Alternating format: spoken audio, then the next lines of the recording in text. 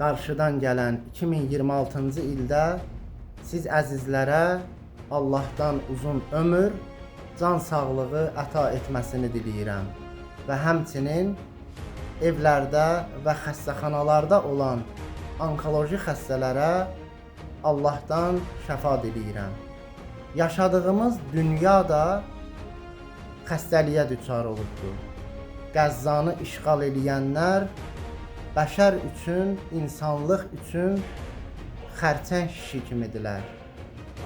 Nə zaman bu şiş aradan gedərsə, bu xəstəlik kökü kəsilərsə, o zaman bəşərin həqiqi bayramı olacaqdır.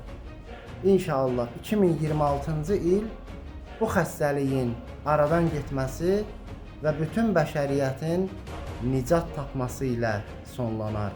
Vəssalamu aleykum və rəhmətullah və bərəkatuh.